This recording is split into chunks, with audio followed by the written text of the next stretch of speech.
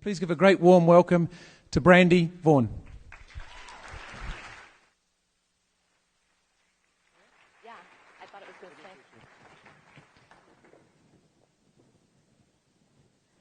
Hi, everyone. Put that there. Oh.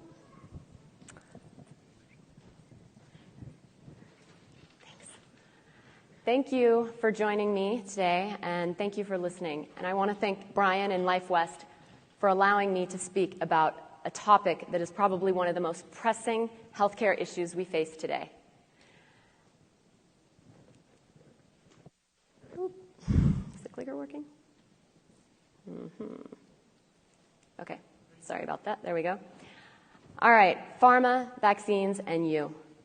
I'm here to tell you today how everything that's coming through with the agenda for vaccines and how it's going to affect you and how we're going to stop this. A lot of you have heard about the mandates. One of the reasons I'm so excited to be here in front of you today is because I am among a very friendly crowd, a crowd that is fighting on the front lines of health in this country, trying to make this country a better place. And I'm among a lot of people who are probably called crazy as much as I am. And that's awesome, because you know what? We are crazy. We are crazy enough to think that we can change the world. And we need to. And we are going to be the ones who do it. Every single person in this room is here for a reason. We are the ones who have that mission. All of us. We are the army that this world needs so that we see better health and our children have a better world. In fact, this is why I'm here today. I'm crazy for this one. This is my son. And a lot of people say, Brandy, so you worked in pharma. They don't really like it when ex-employees speak out. Why do you do this? You know what? They don't. They don't play nice. But I do this for him. Because he is my world, and I want a better world for him. A world with better health. A world where we have the right to decide what goes into our bodies. Because what more fundamental right do we have than to our health? I did not start speaking out until SB 277 last year. Probably a lot of you know about that. It's the law in California now that says my son, who is 5 years of age and completely vaccine-free and perfectly healthy, cannot go to school, public or private, in this state. But this is only the beginning. I cried for 2 weeks when I heard about SB 277 because I had this feeling, this innate feeling that something was coming, that I had a big mission in this life. My mom used to say the only reason she was born was to give birth to me because I was going to change the world. She died when she was 40. I was her only child. I knew something was coming. And when I heard about SB 277, I cried for 2 weeks because I thought, oh my God, I am meant to speak out against a company that is larger than most small countries. That is, holy smokes, that's not exactly what I planned in this lifetime. This is only the beginning, SB 277. USA Today wants all parents that don't vaccinate to be in jail. Time Magazine wants all of their addresses released publicly, like a sexual predator's database. And you know what I learned in pharma? They always drop hints. If you think this isn't going to come, well, I think you might have some regrets in 10 years if you don't become part of that army stopping it. Those who have the privilege to know have a duty to act. So people always ask me, why? Why would you take on pharma? Are you crazy? Well, yeah, I'm crazy. I'm crazy enough to think I can, grow an army to do it. And I know that I was put here to do this. And I have the knowledge. And somebody's got to act. And we cannot rely on everybody else to do it for us. We have to take back our health. And we have to stand up to the system. Each and every one of us in this room. How did I get here? I worked for Merck. I sold Vioxx. Does anyone remember Vioxx? Oh, yeah, it killed people. It killed people, and Merck knew it. So another reason I'm here today is because I sold a drug that killed people, and that haunts me. So when I came back with my vaccine-free son from Europe, and I was saw this whole push for vaccines. And when SB 277 came onto the docket, I said, holy smokes, this is where they're going next. I cannot not speak out about this. My experience selling Vioxx, which I won sales awards for. 4 times increase in heart attack and risk and death. Merck knew this. They stopped a study that we were already talking about with doctors. And then all of a sudden, your materials are confiscated and you can't talk about it anymore. And if you ask questions, well, you don't get answers. It was the largest drug recall ever. $6 billion was paid out in fines. But you know what? It was still a blockbuster drug. They still made $10 billion off of it. All of those lawsuits, all of the people that died, just the cost of doing business. Profit over people. That's what they care about. We cannot rely on that system. The FDA officially said 50,000 died. Others say 500,000 people died of Vioxx in the 5 years it was on the market. And it never should have been on the market. I left before it was even pulled from market. The shadiness that was going down was too much for me. How do they do it? Well, I'm going to go through these slides quickly because Brian's threatened to drag me off the stage if I don't make it in my 25 minutes. The indoctrination starts early. You guys know this. 200 Harvard med students said, get pharma out of our education. Get them out of our professors' offices. Get them out of our curriculum. Pharma has ghostwriters. I have a friend in New York City who does it, who writes curriculum for medical schools. They write the textbooks. And you know what Harvard did? Absolutely nothing. Absolutely nothing. We have to save ourselves. What about research? Everybody says, oh, Brandy, but there are studies backing up vaccines. Who funds them? Who funds them? Pharma funds 75% of pharmaceutical drug studies. They fund pretty much all of the vaccine studies, either through the NIH or through a foundation through the CDC. They're biased. But don't believe me. Believe Dr. Richard Horton. He's the current editor-in-chief of The Lancet, one of the most prestigious medical journals. He even says, today, perhaps half of scientific literature is simply untrue. Why? Because of conflicts of interest. Small study samples, biased. Did you know that pharma can stop a study that gets negative results and not even tell the FDA? They did it with Vioxx because it's legal. What about the FDA? They're here to protect us, right? They're the regulatory agency. They protect us from dangerous chemicals in the food, in water, and drugs, right? Do you know who was just nominated or actually put to head the FDA? Dr. Califf. Has anyone heard about this? This right here is a scandal. Even the New York Times said his drug ties are scaring people. He is the ultimate pharmaceutical industry insider. He had a conflict of interest section declaring financial support from 20 biotech and pharmaceutical companies, and he's heading the regulatory agency. His famous quote, regulation disrupts innovation. Does that scare anyone? Because that scares me. That scares me big time. We have to push back. The CDC, Center for Disease Control, is just as bad. Julie Gerberding, she ran the CDC for 7 to 8 years. She doubled the vaccine schedule. The childhood vaccine schedule was doubled in her tenure. Guess what? She got a really good reward. She went to head Merck's global vaccine division worth $5 billion. 2 months into it, she cashed in $3 million in stock options. Pharmaceutical industry, you guys know this. They create customers, cradle-to-grave customers. But us adults, we're already on a ton of meds. Where's the real money? It's in the kids. And it's in vaccines.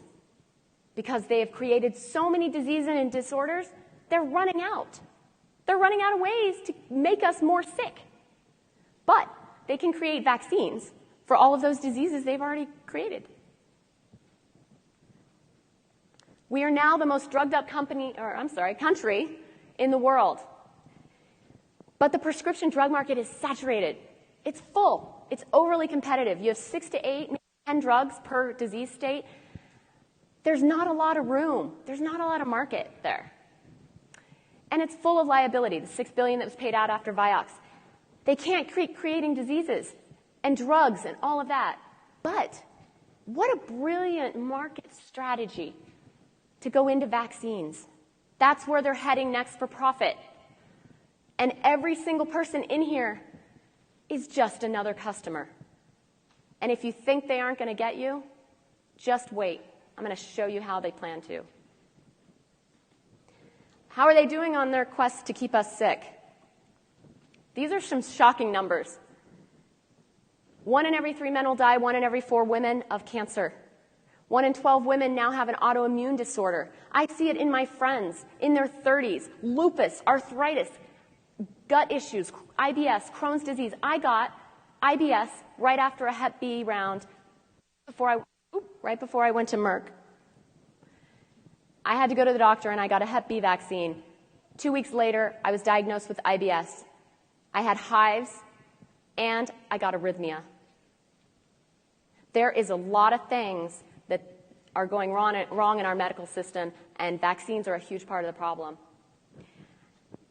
All of these things on here, they're considered side effects of vaccines. Have you seen the vaccine inserts? I don't make this stuff up. There are thousands of studies showing the links between vaccines and the toxins and these issues that we're seeing. It's not just the vaccines, but they're a part of it. 60 million have allergies, 30 million have asthma. These are all autoimmune disorders. Do you know, my friends in Europe, they're like, Brandy, what do you mean you can't bring peanuts to your son's school because of allergies? Like, who's allergic to food? That doesn't make sense. You're allergic to food and to air, hay fever, right? Wild animals who aren't a part of our medical system, don't get vaccinated. Do they have asthma? Do they have hay fever? Are they allergic to food? Are they allergic to air? What is normal in our country should never be normal. This is not normal. And we shouldn't accept it as normal. The U.S. has some of the highest rates of chronic illness. All of these, dementia, Alzheimer's, they're all skyrocketing. 1 in 3 people have a chronic disorder or issue. Is anyone paying attention? I know a lot of us in here are pretty darn healthy because we know this stuff. But we're the ones who have to get out there on the front lines and connect the dots for everyone who doesn't see this, who doesn't get it. That's our job, our role. And each one in here is a part of that. Our kids are even worse off. 1 in 6 kids have a developmental delay. Speech therapy, occupational therapy is one of the biggest growing career opportunities right now. 1 in 7 have asthma. 1 in 15 have seizure disorders. And do you know what happens after vaccines now? Children are going to the ER with seizures and they're being told it's normal. Parents are being told that febrile seizures are normal. That is not normal. And those are the lucky ones that make it to the ER. We have 10,000 babies dying of SIDS every year within days of vaccines.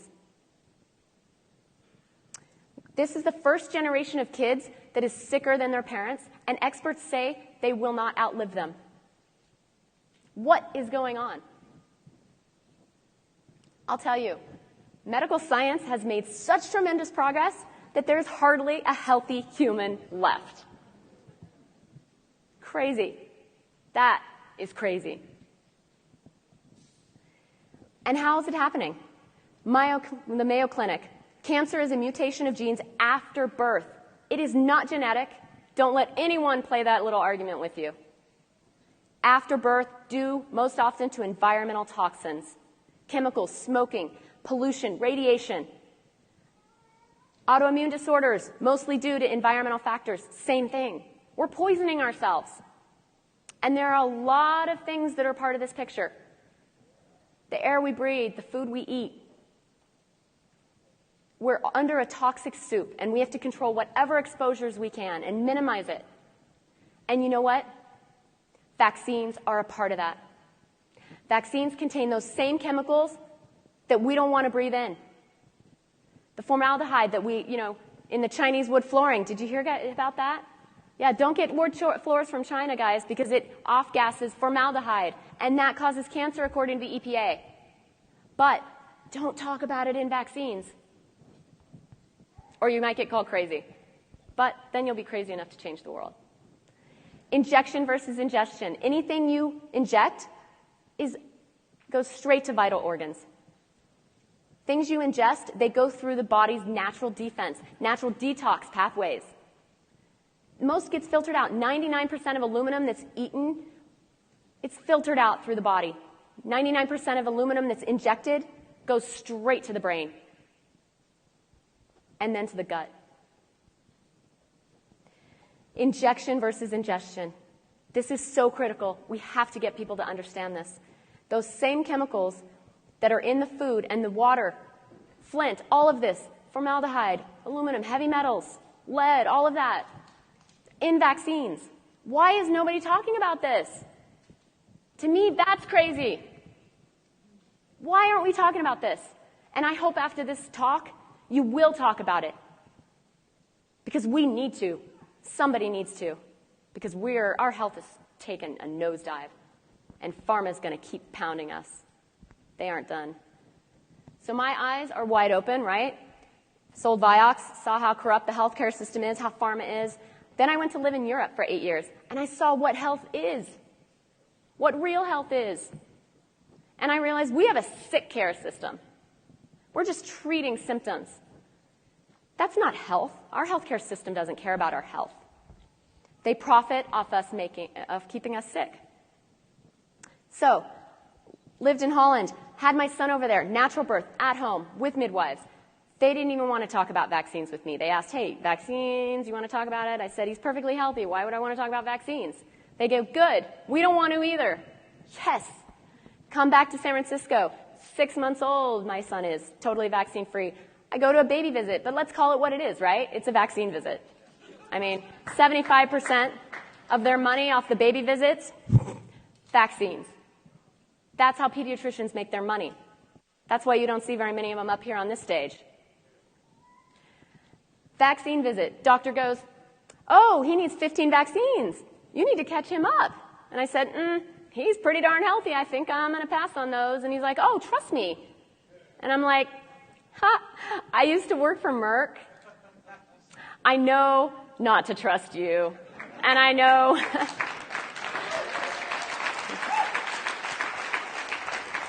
And I know that I'm not trusting you with my research. I want to do my own. I want to see some inserts. He got all red in the face and like, and he walked out, right? Nurse comes in. She's like, we'll see you in 2 months. And I'm like, you're not seeing me ever again. You kidding me? Son has never been back. Perfectly healthy. No allergies, no asthma, no vaccines, no chronic issues. We have play dates and they're like, what can he eat? What? Huh? What do you mean? That's not normal. That's not normal. We cannot accept this. Fight back. I started studying vaccines after that visit, and what I saw was far worse, far more shocking than anything I saw with Vioxx. Frightening, really frightening. Are vaccines about health? Really? Well, don't trust a lot that the World Health Organization says, but I love this slide because it talks about vaccines as a business. It's a new business model for pharmaceutical companies. A new engine for growth. A new engine for profit. And look at these numbers. These numbers, we've already trumped this. It's going to be worth $100 billion by 2018, not 2025. These numbers are 3 years old. We've had Ebola and Zika and all of these great things coming down the line. We're going to trump these numbers. So when a health organization shows a slide like this, don't you kind of wonder, like, are they really focused on health? Or are they focused on business? And who are they really beholden to? Read this slide. If you take anything away from this talk, it will be one thing. Vaccines have never been proven safe. Ever. Ever. When I was a pharma rep, the gold standard for safety testing was double-blind, placebo-based, long-term studies. Without that, you could not get a pharma drug on the market. Vaccines are not classified as a prescription drug. They're classified as a blood and biological product. The testing they undergo is substandard, very low. They don't even put placebo against the vaccine. They put the vaccine against another vaccine and say, oh, well, they killed the same amount of people and they harmed the same amount of people, therefore must be safe. The FDA goes, rubber stamp, thanks for coming. Here you go. And you know what? They are never going to be safe. Don't fall for that safer vaccines. They will never be made safe because there's no liability. 1986, the federal government gave pharmaceutical companies complete lawsuit protection for vaccines. No liability. Only one of two industries in the whole U.S. that's protected federally because the Supreme Court said they're unavoidably unsafe. They are not safe and they never will be. And you know what? After that law passed, this is what the schedule did. Tripled. So if you ever hear anyone say, oh, you know what, I'm fine and I'm vaccinated, if they're over the age of 5, not relevant. It's a totally different story these days. And when you hear that, be like, oh, you got 72 vaccines? They'll be like, no, of course not. Then you're not vaccinated. Come on. And you're probably not fine. So we give so many vaccines. We should have really, really, really healthy kids, right? We give 28 vaccines in the first year of life. 2 in utero. We should have the healthiest kids in the world, right? No. We have the sickest. And we have the highest infant mortality rate. 10,000 babies die a year of SIDS, usually within days of receiving vaccines, most within hours. Highest infant mortality rate in the developed world. And people love to say that, oh, it's a coincidence. I'm like, it's because of poor income. Actually, we spend more on healthcare than any other developed country in the world. Per capita, we spend more on healthcare. There's no reason for this number unless it's the vaccines. So when they talk about coincidence, I say, okay, if this is a coincidence, why do we have the first day highest death rate of newborns? It was a Save the Children report last year. We have the highest first day death rate. Well, might be because they're all born in hospitals and C-section rates. Yeah, there's a lot going into it. But we're also one of the only countries that gives Hep B. I'm tired of pharma coincidences. I'm here to tell you they don't happen. The immune system's not mature. Why so many so early? We're giving 6 to 9 doses. There's no combination studies. No brain-blood barrier. We are poisoning our children. Do you know what's in that needle? You guys do. You're chiropractors. Aluminum, mercury, formaldehyde, MSG, polysorbate 80, linked to infertility. Guess what's a big business these days? The last one nobody likes to hear about, right? Foreign human and animal DNA. But I'm going to go there because I'm taking on pharma. So why would I not go there? Why would I sugarcoat it? Where do you think Planned Parenthood's selling all those babies? Yeah. And where are the churches? Aluminum, the top one on here, no neurotoxin. It's linked to breast cancer through traditional deodorant, right? Pharma's laughing at us because they have a vaccine for breast cancer that they're developing. Guess what the adjuvant is? Aluminum! They're blatantly laughing at us. Holy smokes. We need to be out there screaming this from the rooftop. Oh, but everyone says, but immunity, Brandy, vaccine saved us. Immunity does not occur from the arm. You cannot bypass the natural immune system and inject things into the arm and have immunity. It does not create real immunity. Temporary rise in antibodies, which can last, months to years, antibodies, not real immunity. You cannot bypass the immune system and expect real immunity. It also bypasses the detox system, and that's why we're seeing so much damage, so much sickness. But, don't believe a lot that the CDC says, but this is a really great report that's probably going to be pulled off the website tomorrow. The CDC credits chlorinated water for the reduction in infectious disease. Chlorinated water, not vaccines. That's pharma. That's pharma spinning it to make profit. off your health. Number two killer in the U.S. in the year 1900, tuberculosis. Cholera was in there too. Pneumonia. No vaccine programs. So if vaccines were really saving us, we'd all be dead. The best defense against disease, a healthy, strong immune system, not overloaded with toxins, from food, from water, from air, from vaccines. And this is what everyone in here needs to get everyone they know to understand. But people are starting to question vaccines, right? More people. So pharma has to mandate them. By the way, did you notice? You can't spell pharma without the word harm. Truth, right there. Black and white. Well, in red on this slide. They have to mandate them. But they're starting with the mandates for kids, but that's not what they're looking at. They're looking at that 85% of adults that, according to the CDC, are not up to date on their vaccines. Unvaccinated. Boosters are just the same vaccine. It's one size fits all. That 85%, every single one in this room, is where pharma wants to get their next profit. But we don't like shots, right? So they start with the kids, because parents are used to giving shots to kids. And kids can be restrained and forced. So they start with the kids, with mandating the kids first. So it'll look normal to mandate adults later. No, adult immunization program. Healthy People 2020, they wanted all adults vaccinated with 130 vaccines over the course of a lifetime by 2020. They're a little bit behind in that schedule, but not far. And they're not stopping with that. There are almost 300 vaccines in development. Everybody says, but Brandy, you know what? They are not getting that needle towards me. They're not going to get me. And I'm like, do you have health insurance? And they're like, yeah, of course. You have to have health insurance. It's mandated. Boom. Then they're going to get you. So everyone in here that thinks that homeschooling is going to save you, that thinks that a medical exemption is going to save you, that thinks that I don't have kids, I'm fine. My kids are older, I'm fine. Wrong. That's what they want you to think, so you'll stop fighting.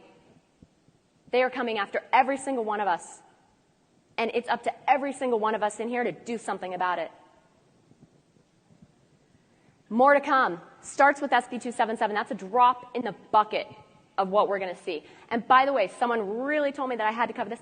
That SB 277 lawsuit, by the time that even gets settled, in the miracle that we actually beat pharma on that one, it's already going to be mandated on a federal level. They're laughing at our faces while we all sit back thinking that something's going to save us that won't. Our fundamental right is being taken away. And it is up to all of us. We are the army. We are on the front lines. So how are we going to stop this? Well, I used to work in pharma. I was trained by the best damn marketing company there is. And now I'm using that to help us keep our medical rights. After Merck, I went to work for Fortune 500 companies with my own marketing and communications firm. I've been doing this for years. Every piece of the puzzle of my life fell together when I heard about SB 277. That's why I cried for 2 weeks, because I'm like, holy smokes, kidding me? How did I win this lot in life? Taking on pharma? That's no longer an easy life. So I started a marketing campaign. And I'm going to tell you about that in a minute, because first, I scared you, right? But I want to motivate you, because we got this. We got this. 95% of people innately know that that needles aren't good for us. We see a needle come near us and we shrink away. So that other 5%, they work for pharma, so we'll just not even bother with them. 95%, they need someone to connect the dots. That's up to us. We need to put sane, educated faces to those who question vaccines. We need to get rid of the stigma. And we need to talk about risk, because nobody will fight for their rights if they don't know there's a risk. We all wear seatbelts, right? Why? we'll just let there be a law that we have to do something in our own property on our own body because there's no perceived risk. If we don't talk about risk, nobody will fight.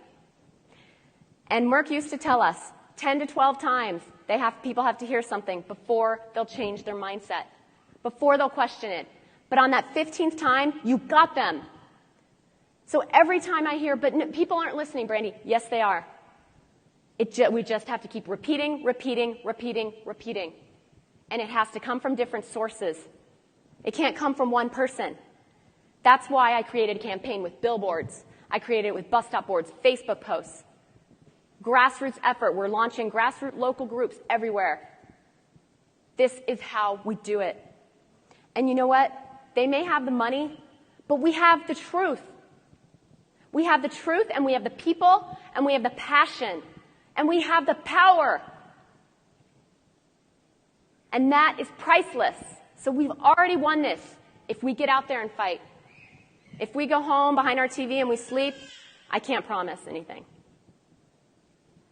So I started LearnTheRisk.org. It's a nonprofit marketing campaign. I take no salary. I'm doing this on my own. I need help. Because this is not a movement for me. This is for every single one in here. How many of you know kids? Right? Have kids? How many of you want kids? How many of you know kids? How many of you are adults? This is about every single one of us in here. And we have to get this. We are way behind pharma's schedule. We have to activate now. It's no longer enough to just agree.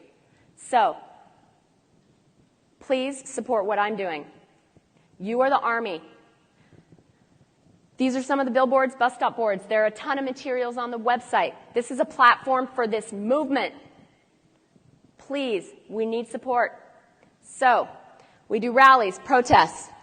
In 1 year, Learn the Risk has done 20 billboards. We've reached 15 million people with views, 3 bus stop boards with over 4 million views. That's 20 million people. We need to make it 300 million times 15. Facebook weekly reach of 1 million. Tens of thousands on the website. 10 booths at health-oriented events, major rallies, protests. And you know what? The media is watching. If you're loud enough, the media will talk about it. But we haven't been loud enough. And we haven't given them anything to talk about. The momentum is growing. But I need every single one in here to help be a part of that army. Make a difference. Please, don't look back 10 years from now and think, damn, I wish I would listen to Brandy more. I wish I would have done something. I never knew it would get this bad. Because that's where we're headed. And I see it because I worked in pharma. I know exactly what they're doing. Please listen. Because nobody ever thought SB 277 would pass either. And it did. Don't look back in 10 years and regret you didn't do more. We need voices. Time. Use your money, use your voice. Be a part of this army. Please, now. We don't have time today. Don't expect someone else to do it for you. So we have under your seats or on your seats, we have information on a partner program that we just launched for a small monthly donation to help support the campaign. We have donations envelopes. And we have pens. We have volunteers with pens. Please look at it. Find it. Because every child, every family that has experienced life-altering situation because of vaccines, everyone who has died, it's for them. And it's to save everyone else from that. And that includes your families and your friends. You have no idea who is going to be affected negatively. Please, do it now. Please hand those envelopes to the volunteers that are coming around. Please be a part of this movement. Because, again, those who have the privilege to know have a duty to act. And everyone in this room needs to make a commitment today. Please be the change you want to see in the world.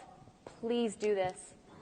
The future of this humanity and this world is counting on us. And we already have it won if we fight. Please be the change. Thank you. Brandy Vaughn.